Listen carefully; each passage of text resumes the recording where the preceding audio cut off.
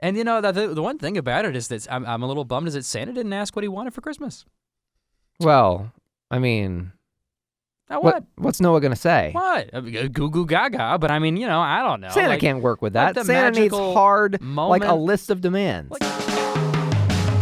You're listening to Dadsplaining, a weekly chronicle of all the weirdest, messiest, grossest, and funniest parts of fatherhood, hosted by two first-time dads. I'm Jesse. And I'm Brandon. And today we're going to be talking about surviving the holidays with your kids. We're going to go over how our Christmas experience went. It was basically the first Christmas for both of us as dads. Yep. My son David is a little over a year old, so he had a Christmas last year, but he was a month old at the time, so he was basically a potato with arms and legs. So this was my first time really as a dad with a kid getting to check things out. So we're going to talk about all that, but before we do, Brandon, if our listeners want to find us and reach out to us, how can they connect?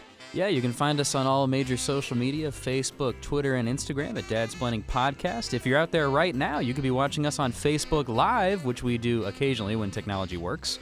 And if you want to, you can drop us an email at dadsplainingpodcast@gmail.com. We, by the way, maybe a shout out to possibly a friend of yours. We have a viewer named David Pilgreen joining us on the live stream today. How you doing, my David? Cousin, what's up? Oh, cool. All right, all in the family. There you go. Excellent. How's Texas?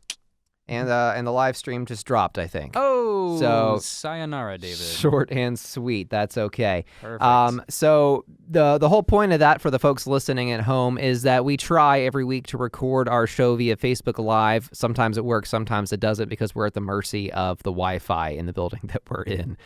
Sad face. Yeah. Are we just dead now? Yeah, we're not live at all anymore. So. Jesus. It was fun while it lasted. So anyway, Brandon, how was your week? How was this week with Noah? Oh, where do we begin? Mm-hmm. So it was a challenge. I don't think there's really any difference for me between like what we're up to / what's going on with Christmas and the holidays. So True. Just jump right on into it, right? Yeah, might as well. So we made the fateful, terrible decision to drive somewhere to see family. Specifically, we had to go to North Carolina. Around Raleigh, and so we were embarking on a 6-hour drive each way, or at least I should say what was going to be a 6-hour drive each way. What it turned into was a joyous 9-hour drive each way. Oh. Yeah, we couldn't top ourselves on the way back. We couldn't do it any faster, even with the wind at our backs. But let's just say that traveling with a child, an infant, a young person is just terrible. Yeah. Just terrible. Don't do it. If you can avoid it at all costs, you absolutely should. Yeah. Just don't take the trip if you can. Mm-hmm. If you have to take the trip, just don't drive. Yeah. Unless it's, I don't know, I feel like maybe 3 hours was possible because that's about how long our son lasted. Yeah. Each time he was good for about half of it because he could sleep. And then even when he was awake, we could kind of play with him a little bit. Sure. Or entertain him a little bit with some books or some toys. But, like, toward the end of it, poor guy, I mean, he was, like, literally fighting the restraints of the car seat. Yep. Wanting to get out. Oh, yeah. No, that sounds familiar. We traveled back in June. We drove down to Destin, Florida to spend the week at a beach house. And the drive down, we played a trick that I highly recommend to all parents, and that is start your journey before sunrise. So before your kid wakes up, get him out of the crib, do whatever you got to do to get him ready, load him in that car seat, and let him stay asleep. Yeah. And most likely, the gentle movement of the car on the road, plus the fact that it's still dark for most of the journey, means that they'll probably stay asleep until you're almost at your destination. That's the way it worked out for us going down to Destin. The ride back, we made the mistake of leaving in the middle of the day. So it's bright sunshine, daylight. Yep. He maybe takes a nap and he's fine for half the journey, but the last probably 3 hours, like you said, he is in full-on meltdown mode, crying, screaming, wanting out. Of course, we're making stops, pit stops, rest stops, letting him out, changing his diaper, feeding him. Of course, we were still breastfeeding at the time, so we had to stop every once in a while anyway for that. Yep, same. Yeah. And he would be consoled while we're stopped, and then as soon as the car gets rolling again, it is right back to tantrum mode. And I mean, like you said, Brandon, if you can avoid traveling by car with a kid for anything over a couple of hours, by all means, do whatever you can. I wish. Next time, definitely flying. Definitely going to do that. I had decided up front, and I'm going to go ahead and say me because I'm pretty sure I'm the one that made the decision that we were going to end up driving, and that was the worst decision ever. Listen to your wives, I guess, is another takeaway, our weekly takeaway on this podcast. Yeah. And I think at the time when we knew we were going to make this trip, because we make this trip every year around Christmas time, and I was looking at tickets, maybe a month or two in advance, and it was going to be like $500, and I was like, oh, that's kind of steep. Like, I don't know, 6 hours, I think I can probably make do. Well, I would have grabbed those tickets in a heartbeat if I could have toward the end, when of course the prices were more like $1,000 in like the week or two leading up to it. So God, I just wish I had done it. Like, put a value on your time and like double or triple it in your mind. Yeah, would be my advice and what I have learned from this.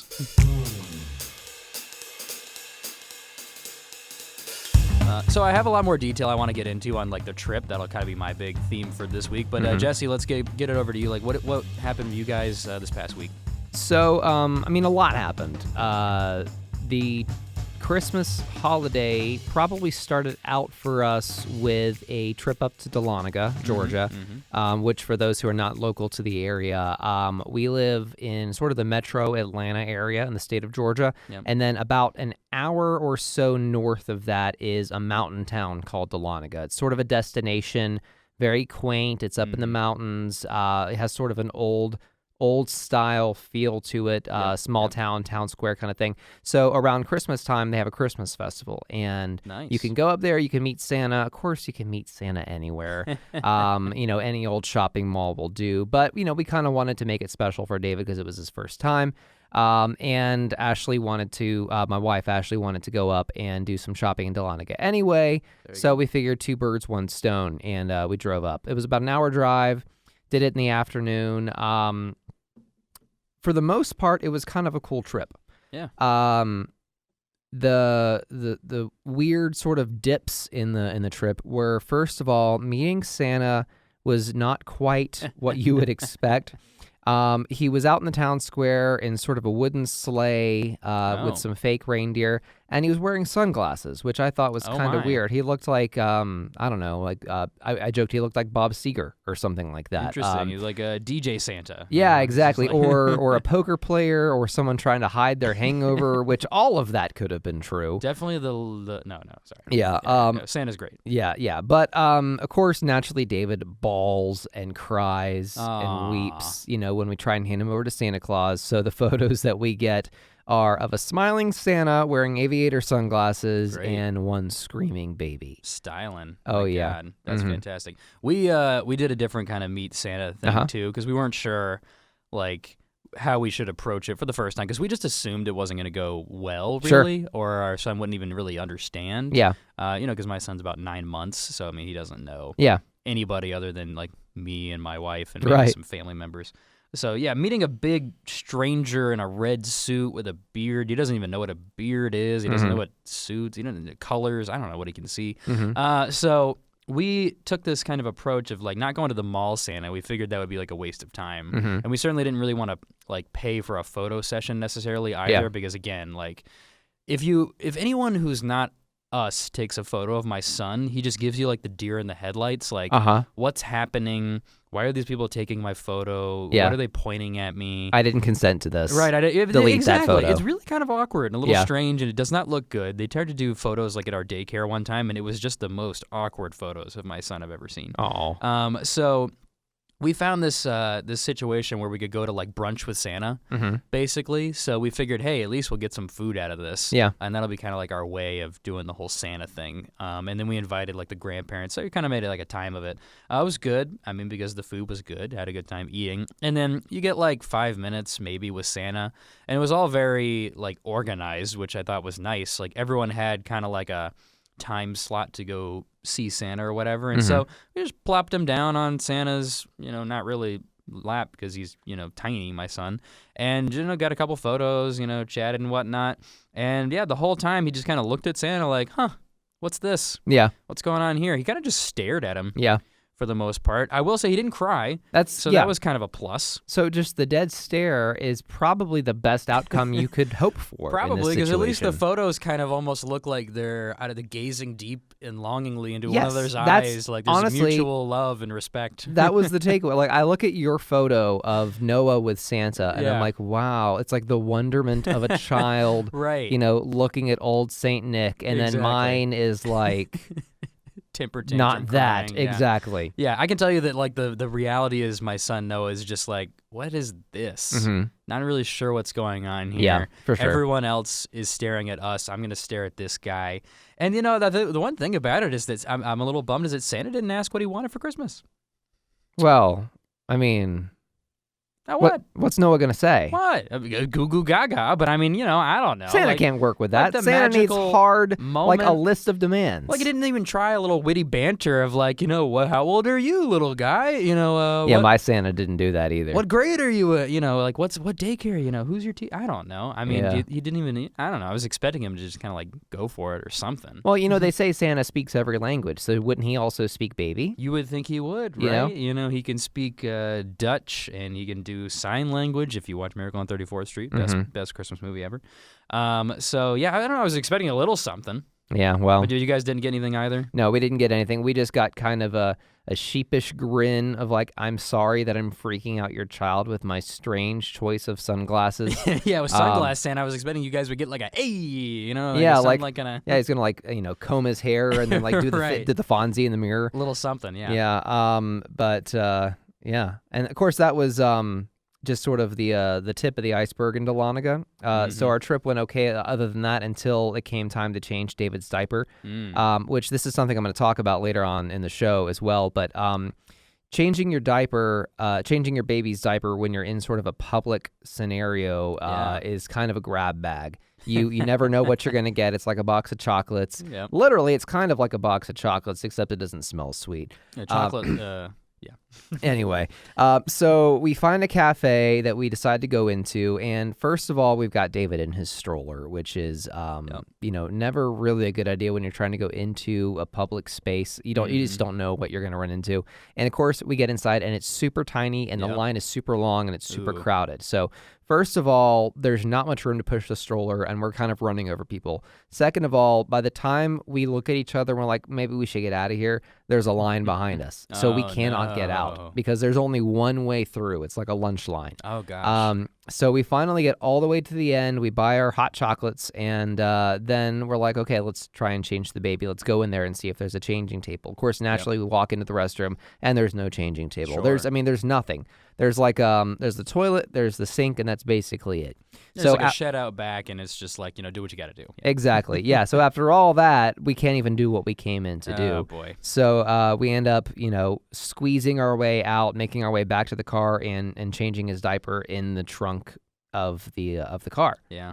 Which, I know that you've done. That's about the best you can do. I will say the one benefit for me is I have an SUV, so it's a flat trunk. And that's what we had too, and so it's something, right? It's something. It's better than laying your kid down on the dirty bathroom floor. Yeah, I guess. or if you have like a sedan or something, and it looks like you're just kidnapping your child by like putting them in the trunk, or something like that. I will say one time we were at a festival, like an art festival, here in Atlanta, and like there was one heroic changing of a diaper by my wife where she changed him in the stroller. Oh my God! So if you can imagine like threading the diaper out from under him, and then like putting the next diaper down back under him again, like you can kind of see in your mind like how it would work. But man, I was impressive by her. Because you're literally out in the middle of nowhere, and you don't even have a cafe to drop into, and you're not near your car. Yeah. What do you even do? So that was an impressive showing by her. Something I couldn't pull off. Yeah, me a either. lot of what we do here is just talk about how we can't execute complex tasks like changing diapers. It would be a disaster. That's like when the magician tries to pull out the tablecloth without destroying everything. Of course, everything shatters. That would be us. Oh, he definitely peed also mid diaper change too. I forgot to mention that. It was so all over the stroller. It was great. Naturally. It's great times.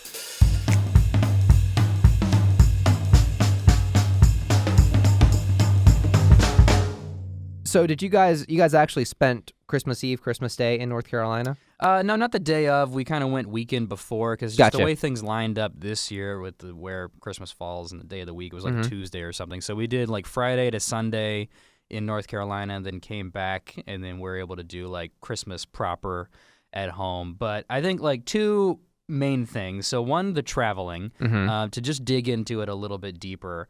Even though it wasn't our Christmas Day experience, it was still a big part of our Christmas experience nonetheless. The traveling was hell on wheels, literally, because we were on wheels. But we did some things to try to make it better, so I will try to provide a little bit of helpful info, hopefully, for anybody else traveling. Certainly take my advice and don't take a very long car trip if you can avoid it. But if you do, one thing that we found that was actually helpful is stopping at Chick-fil-A. Now, people who are anywhere around the South know Chick-fil-A is just the best in general for food. And so it's always a great place to stop, and where I always do like to stop for food on a trip. But added bonus about Chick-fil-A that makes it unique. It has a play area that's indoors. A lot of other places might have a play area, McDonald's, Burger King, etc. It's always outdoors. Yep. So you got your indoor play areas, so it's climate controlled because it was raining a lot, and so we could able to duck inside. And added bonus is that just Chick-fil-A is just better than everybody else. Yeah. So their play area is actually clean, and you actually feel like it's clean. You feel like you can trust it. So we were able to duck in there to give my son some like break time. Now he's 9 months. He doesn't even like really crawl. He is now starting to crawl, but he doesn't really like interact with everything. So it's not really made for him, but we just kind of found a little area on the floor in the play area, put him down, and kind of let him just like sit, stretch, do some calisthenics, or whatever, like, pick him up a little bit and just kind of get him some like motion and flexibility. Just some time out of the car seat. Yeah, time out of the car seat, but not time out of the car seat where he's like just sitting in our laps or whatever. Sure. But he could kind of like free range it for a few minutes. So that was a blessing. And the challenge then with Chick-fil-A is the greatest thing we know about it is that it's closed on Sundays. Oh, naturally. So if you're coming back on a Sunday, which most people are, and we were, you don't have that opportunity. Yeah. So ironically, though, Chick-fil-A came to the rescue again because on our way out, heading up on Friday, we stopped at a Chick-fil-A and we're chatting with some of the other, parents that are in there, being like, hey, life, yeah, we all want to kill ourselves, right? But no, we don't. We all love our kids. Was that someone was like, oh, there's a great park actually, down around the way. And we're in the middle of, I think, South Carolina at the point. Like, we don't live here. This information is useless to us. Yeah. But wouldn't you know it, on the way back, we're passing through the same town at around the time that we would like to take a break. Yeah. So we go and we find this park. Oh, good. And that's a nice thing to do if you also have another area you want to hang out, is just find the local park. Because, if you find a good enough one, they have like a play area for kids. Same kind of deal of like an indoor or outdoor play place at like a restaurant, that had like a little jungle gym or whatever.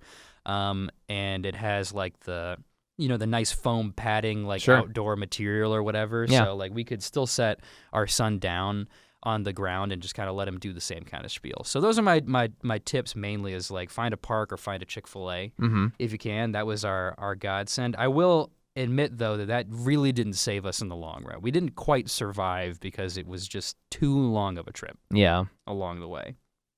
So you say that you didn't quite survive, so it naturally, of course, ended in meltdowns and mayhem, and it did, wanting absolutely. to tear your hair so out. Yeah, after so long, he's just like, I literally can't be in this car seat anymore, and I understand. Like, I didn't want to be in my seat either. Yeah. The difference is I have a phone or whatever. I can amuse myself along the way, listening to some podcasts, maybe dad-splaining, maybe a fatherhood podcast while you're on the way. But he just couldn't take it anymore. And unfortunately, we couldn't stop like every time. Yeah, exactly. He panicked. We did a fair amount. Yeah. So do your best, I guess, but just don't do what I did. Don't take a 9-hour, what was billed as a 6-hour even. Like, I think clearly the learning is like add 50% to your time. Nice. Because we started with 6 hours and it became 9. Yeah. No, I know the feeling. Like I said, we had that fateful trip, and you start to get delirious with just like hopelessness. Like, what is going to work? What is going to make this kid stop crying?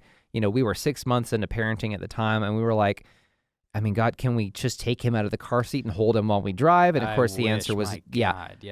But so there's no good solution except avoid it if you can. Yeah, exactly. I mean, I guess it's worth it or whatever, because like our family got to see their great grandson for the first time. Family, whatever. Some people met him for the first time. Whatever. Yeah, exactly. So Jesse, what was y'all's Christmas like? So, well, it started out with most of us being sick, actually. Oh, wonderful. Yeah. I actually had to stay behind a day while my wife took our son down to visit with family. Oh, wow. Because I was on antibiotics for a sinus infection. Jeez. I'm over it now. Mostly, I still have a little bit of a cough, but it was pretty rough. I was having to sleep propped up. I was not man. feeling good. And my wife was on again, off again, sick too. Luckily, David missed this somehow. Of course, he had just come off of his ear infection, his double ear infection. Yeah. And we were on the same medication, actually, Augmentin. Oh, good. Yeah. Except, of course, I have it in pill form instead of... Oh, you don't get the delicious raspberry No, flavored you don't get liquid? the fun pink stuff. Why can't you do that? No, Yeah. I don't know. Grown-ups can't have joy. Every time I give it to my son, you can smell the flavoring of it. Yeah. We got it in raspberry flavor, which I didn't know was a possibility. Oh, okay. Sorry, a quick aside. The pharmacy will flavor drugs for you. Really? For your kids, yeah. You can ask for it to be flavored if it's not. I had no idea. And they have an impressive array of flavors. Wow. They have something like 30 flavors or something to choose from. Oh my God. So, what do they got, like an Italian ice cart back yeah, there there's with all of something the like fillings? that. Yeah, and they're just squeezing the food coloring on it, for all I know. But I don't know. It blew my mind. And then the last thing I really want to say, because this is who I am as a person, I really love when you finally get to Augmentin. You start out on something like amoxicillin that's pretty tame, and then you work your way up. So my son has an ear infection still currently, and we're just now on Augmentin. It's the third one, and I gotta love it because it's the only thing that's augmenting his strength. Yeah. No, pun intended. There you go. I love it. It really is fantastic, and it's something that I didn't know about until I was a parent. Growing up, I mean, maybe I was given it. I don't remember. Right. But I always knew amoxicillin, and now there's Augmentin, which is the beefed up version of it. Yep. So after we got a little better and I was well enough to go down and join my family for Christmas Eve and Christmas, it was really cool, actually. Nice. So David loved getting his gifts. His favorite part, of course, was tearing the wrapping paper. So he could actually do that. Yes. So now he's at 13 months. He's got, the motor skills kind of down. He's not very coordinated with it. You really have to help him get started on it. Noah was not in any way going to assist him in wrapping. No, he's a few months out from that, but he'll get there. Just stockpile a bunch of gifts and give them to him for Easter and just pretend that it's Christmas number 2. Easy. But he loved it, and he got a lot of cool stuff. He got some Mega Blocks, like the big sort of Lego building blocks. Cool. He got this really cute sort of big teddy bear that's super soft, and you ought to see him with this thing. Because it's so soft and because it's got a face, he's very affectionate with it. Oh. He'll giggle when he sees it, and he'll just lean his head into it and sort of headbutt it and kind of hold his head there up against him. Oh, wow. It's really sweet. Nice. Yeah. And he got a bunch of children's books from his grandparents, and then he got a donation we've got a college 529 savings plan that we've started for him, which is something I recommend to every parent. It's, you can do it at your own pace. You don't have to commit to putting in a certain amount every month, and it's tax-free. You're not taxed for the money that's in there. And of course, when your kid turns 18 and he's getting ready to go off to college, you can pull that out and put it towards their tuition, and hopefully that will take out a sizable chunk. So it's something that, your family and friends can contribute to. You can put in an amount, and, it's a savings plan. So it's a lot like a 401k. You get to select your portfolio, your stocks, your mutuals, and all that stuff, and whatever combination you want. You can either be risky or not risky. I don't want to get too much into it, but we'll have another episode about Dad explaining economics. We'll go into all the fun. Right? Yeah, and it's going to be the least Stock informative tips. episode because I am so bad with money. Definitely tune in, folks. Yeah, it'll be a fun one. It'll be entertaining nonetheless.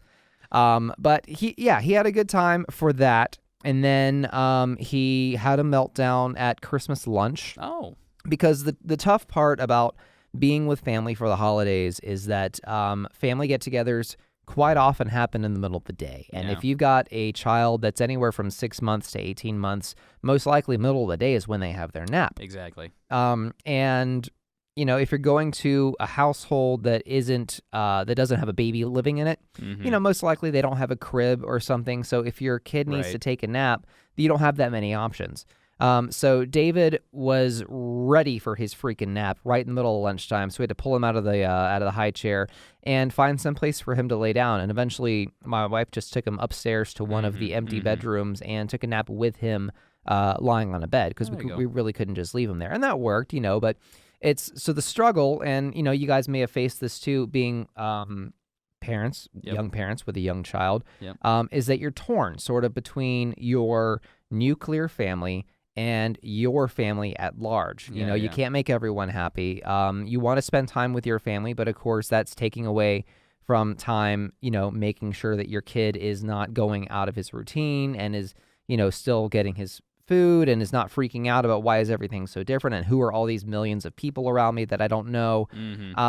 And it's just, people don't talk about this a lot, but it's hard because there is sort of this it's that tension there. I don't know if you guys felt that at all. For sure. I think it's tough because you kind of have to be a little brutal and tell family hey, we just can't do this. Yeah. We can't do the usual, whatever the usual used to be before we had a kid. Or everyone wants to see him. We've got different family. We usually make 4 or 5 stops on Christmas Day. That's us too. Because we have different family in different places. The good news is everyone's, local for the most part. Right. North Carolina side trip, aside of what we just did. Yeah. With a long car trip. But most of the family and who we go to on Christmas Day is all local, but we still make, 4 or 5 stops. It's pretty lengthy. So you kind of have to just say hey, we can't do it this year. We're just not going to be able to make it. Or we want to see you, but we can't go out there. You come to us kind of thing. The best part about this advice is that I didn't follow it. Neither did we. What's great about us, I think, is that we give you the advice, but we just, in true parenting fashion, we don't always follow it. Yeah. So I think that's what's important to note here. Is do as we say, not as we do. Yeah, think about the advice. Try to do better than we did, because we did all the usual stuff that we normally do. Yeah. We went to all the different places. So how far do you guys have to drive to see your family? It's not too bad. We usually will go, so here's a combination. We'll wake up, we'll do the Christmas at our house. We opened our gifts, between me and my wife and for my son.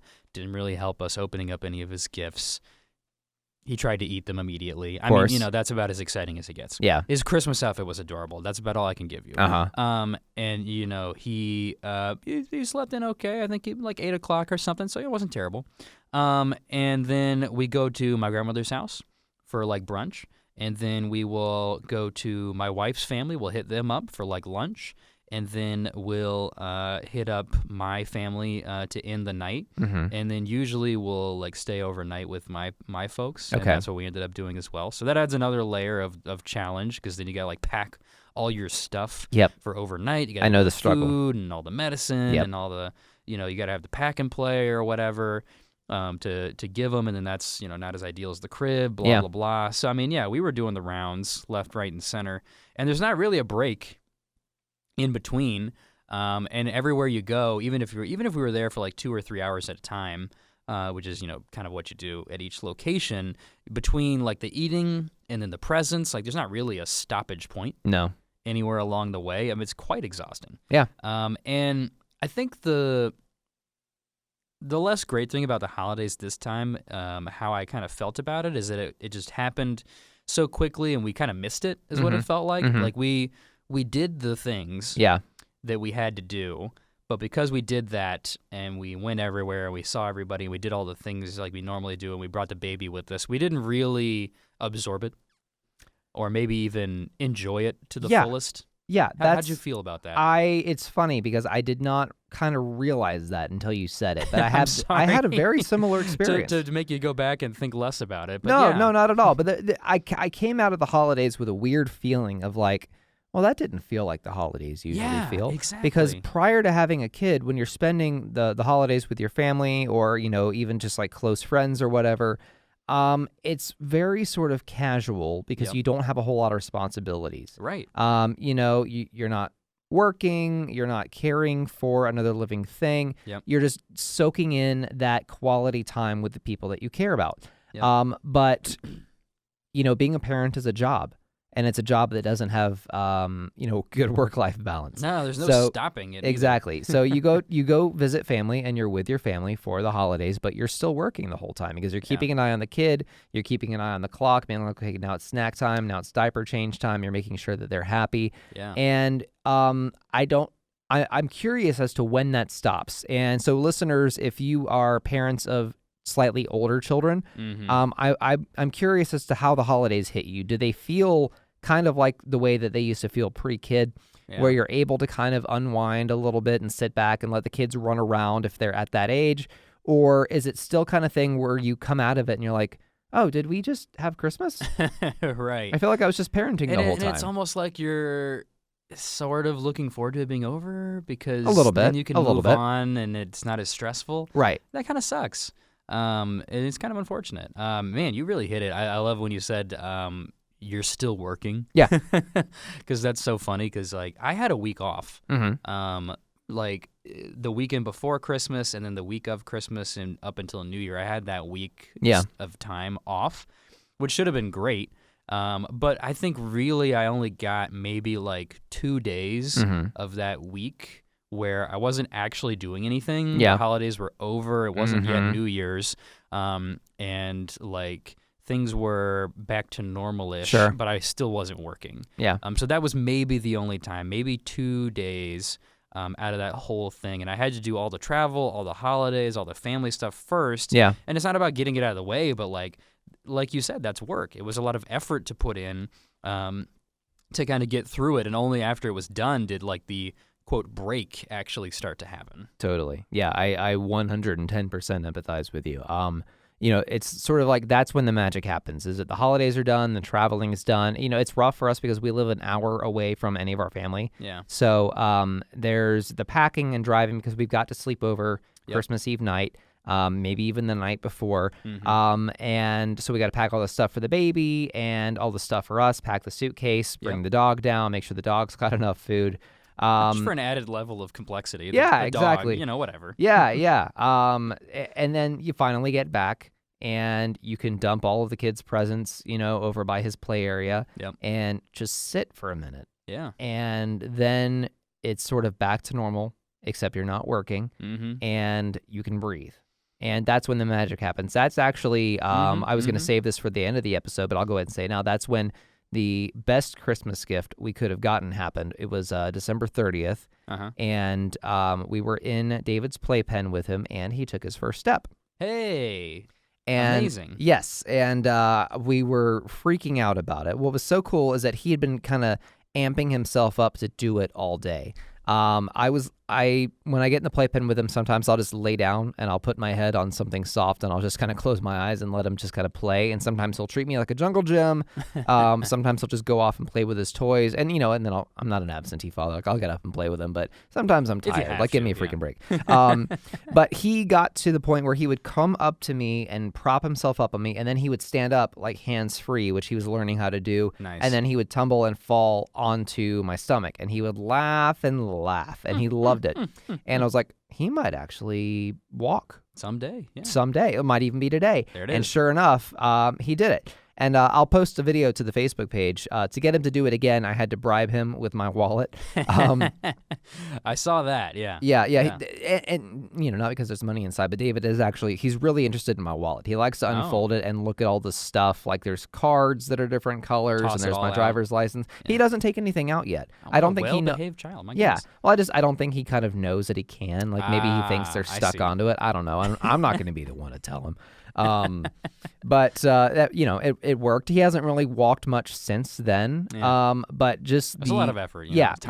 Well, and it was a lot like when he learned to crawl for the first time up on his knees, as opposed to the army crawling. He did it once. We were so excited, and then he didn't do it again for 3 months. Nice. They're going to learn at their own pace. They're going to regress. Just like their parents, they didn't want to work too hard. Yeah, exactly. Anything, right? You need a break. Yeah, speaking of crawling, guess who's crawling? Hey! This guy. You! Me? No. I did. I tried to show my son. He finally caught on. He was doing the army crawling. I think we mentioned that last time. But then, same thing. Over the break or whatever, the little sucker just out of nowhere just gets up on those knees and he starts doing the real thing. That's awesome. And I'm just like, what? Every time something happens, like as a parent, you're just on top of it. You're Yeah. waiting, and then it just happens, and it's just like you're not ready for it. Oh, yeah.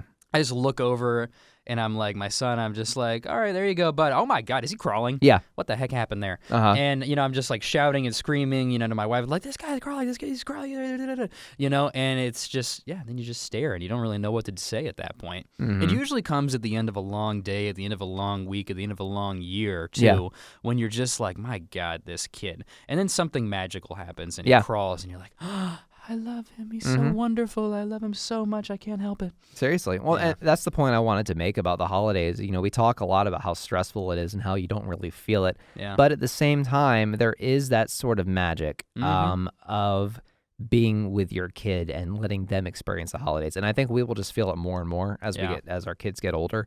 But for me, watching my son tear open his presents and have a ball with that and, enjoy the gifts that he got. And, of course, naturally the family time. Even though we may not be experiencing it at 100% because there's a filter of parenting, they are experiencing it firsthand, no responsibilities, just, the connection there.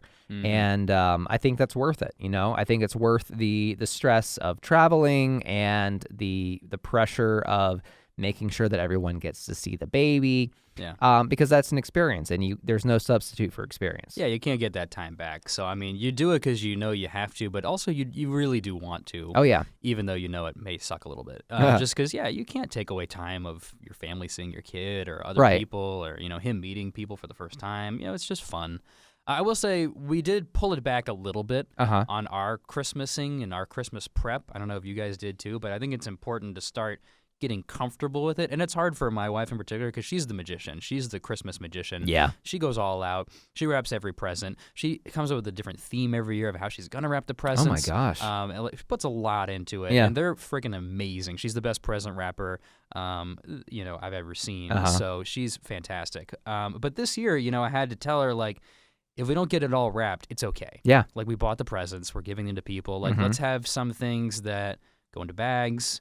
Let's have some things where they don't all look exactly the same with the wrapping paper with the same exact theme, maybe. Or, like, tone down the theme, like, a little bit. Like, she had this idea where, because we have our son now, she was going to, like, get his hand dipped in paint and, like, have handprints of his on all the presents. Wow. Like, as an added layer of incredible cuteness, Oh which my it would have gosh. totally been, but I was like, listen, we don't have to do that for every Yeah. present.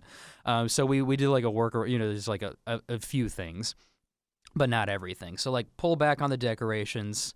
We didn't do it as deeply as we normally do maybe on the decorations. We did some. We got a smaller tree. Sure.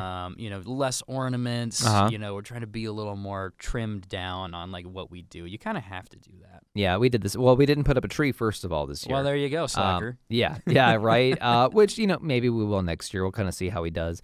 But my wife is kind of the same way where I don't know if she feels the pressure to or if she just genuinely enjoys it. Yeah. But she goes all out with gifts. So she knows, 4 to 6 months ahead of time what she's getting the grandparents and the great-grandparents and the aunts and uncles for Christmas. Yep. And she'll go on like Shutterfly.com and do all the creative stuff with the picture frames and the photo books and all that stuff, and then make the Christmas cards too. Like she does all that creative stuff. And it's the hard part is kind of seeing that happen and then seeing kind of it's a lot of work. Yeah. It's a lot of work and it's a lot of pressure to get it all done. And I think the advice that we're going to follow next year is just what you're talking about. Like, don't do what you don't got to do. Exactly.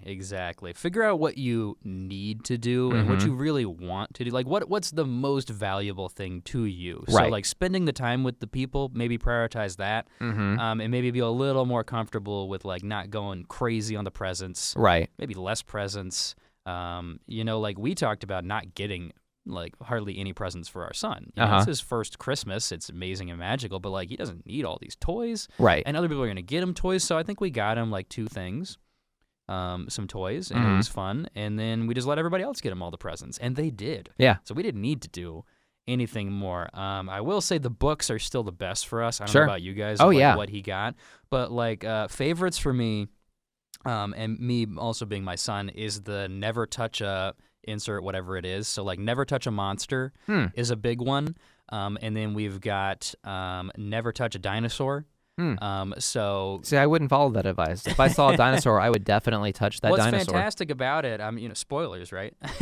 What's fantastic about it is it starts and it talks all about different things on a dinosaur you shouldn't touch because they're dangerous. And the whole point of the book is it's an interactive, like touchy-feeling kind of book, literally, because you do touch. Yeah, that's like, funny. It's like never touch horns on a dinosaur, and then like the horn is like a rubbery, Velcro-y kind of whatever that you can touch and feel. Never and, touch like, a horn, especially this one that pops right out at you. Each page is a different like part of the dinosaur or monster, and then you actually do touch it. That's kind of cool. And it's kind of fun. He really digs the interactive, touchy-feely books, not because they're emotional, because you literally are touching and feeling them. Right. So those are huge wins this year. Yeah. David's got one of those, except his is called "That's Not My Monster," there you go. And it's a one of those not cardboard books. What are they called? Like the board books. The board book, yeah. Yeah, the thick books, and it's like 6 different pages. Basically, each one is a different monster. Yep. And I guess the story of it is you're trying to find your monster. Yeah. And each monster is not my monster. Its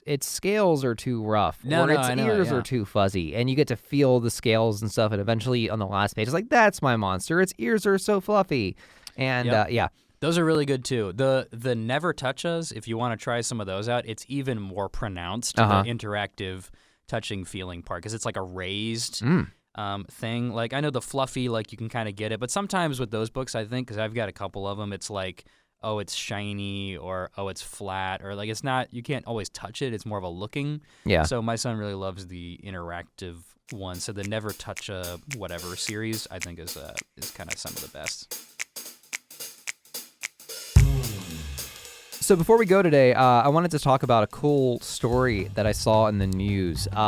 So the state of New York earlier last year now, because this year is 2019. Whoa. I almost said earlier this year. Back in April of 2018, New York State Legislature passed a law basically saying that all new buildings in the state of New York as of like the first of the year 2019 would need to come equipped with diaper changing stations. And not just that, but also any state buildings that are open to the public would also need lactation stations for moms. Yes.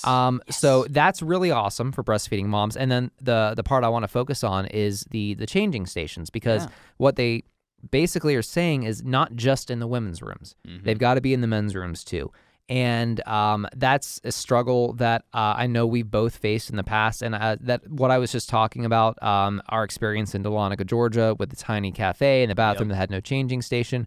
I mean, I don't know what dads that are out in public with the kid without a mom are expected to do. Yeah. Because there is rarely a changing station in the men's room unless you're at, I've seen them at Walmarts, Targets, the big department stores. Unless it's a big department store or like a Chick-fil-A, like a family-oriented type place. Right. You're not going to find it. Yeah. And I think that it's really cool. I feel like they're probably not that expensive, for a business to get. And if you're going to put it in one bathroom, why not put it in both bathrooms? So I don't know. I think that's really cool. And I think that's something that I'd like to see catch on in other places too. Yeah, catch up society. Like men have been fighting the fight for years, decades. Like we really are at a disadvantage. We need more help. We need more advantages. Like women are always get the big benefits with the changing tables. Yeah, okay. Bye. I'm out of here. Bye. No, we're not done yet. So speaking of cool parenting stuff in the news, we posted on our Facebook page last week about the state of New Mexico that has just established a policy of paid parental leave for, I believe, all of their state employees. I'll have to go back and read the article to make sure. Or maybe it was just the city of Albuquerque. But either way, that's also something that I think is extremely important for parents, because, we're living in a day and age when both parents work. It's not like one parent is a stay-at-home parent anyway, and they can just stay home with the kid. It's different these days. And for cities like Albuquerque, states like New Mexico to recognize that, I think are really great. I've heard of businesses, I won't name names, that give parental leave to the men that work for the company, but not for the moms. Yeah. And the moms are forced just to take their disability when they have kids. And of course, the question is, well, what if for instance, what if they adopt a kid? You can't take disability for adopting a kid, but you still need to be there with them for those first few crucial months. Yeah. So I think that's definitely a step in the right direction. I think it's really awesome. And I think the mayor seems like a kind of a cool guy, too. He showed up to sign the bill wearing a Christmas sweater with the metal band Pantera, the logo kind of emblazoned across the front, which I don't listen to Pantera, but I think that's kind of cool for a mayor to have a sense of humor like that. You go Albuquerque, I think you take a left normally and not a right when you go around Albuquerque, but maybe we just stop in Albuquerque now. Yeah, check out a few locations from Breaking Bad while we're there. Yeah, that was a Bugs Bunny reference if people don't remember. I got it. I knew you did, but it felt good throwing in a So that's going to do it for this episode of Dadsplaining. Brandon, if our listeners have some questions or comments, how can they reach us?